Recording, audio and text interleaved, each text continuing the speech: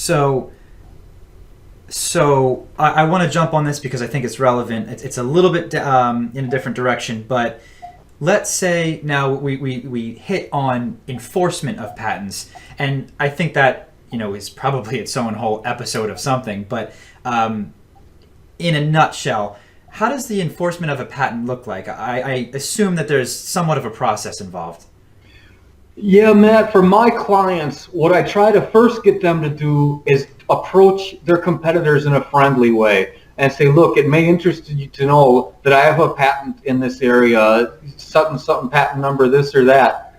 Why don't we talk?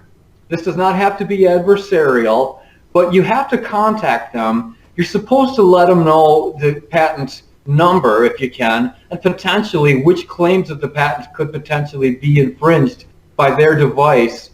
But Matt, I'm going to jump subjects a little and say my purpose for my inventors and my clientele is to get patents for the purpose of defensive mechanisms, particularly to make them palatable to investors, outside capital, a licensee.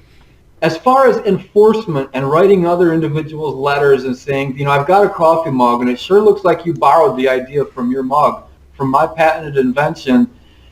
The reason I don't want to see my clients have that in their mindset is because the patent litigation is in general a minimum of a $500,000 endeavor. Oh, And you don't want to go writing tough guy letters like that unless wow. you're really sure you want to get in this fight. So I try to get my clients to money, to success, to good licensing arrangements, high traffic on Amazon, and lots of sales.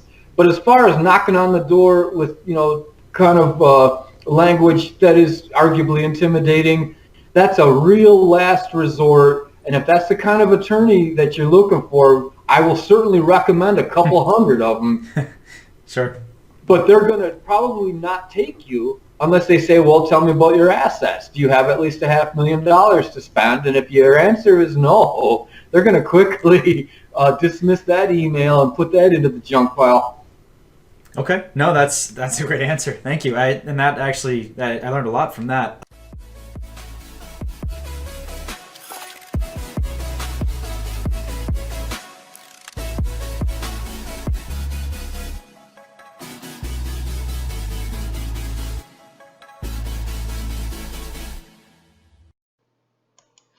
Thanks for watching. Let me know any other topics you want me to discuss. This YouTube channel is to help you. This is for information. I want to hear from you and I want to know what things are on your mind.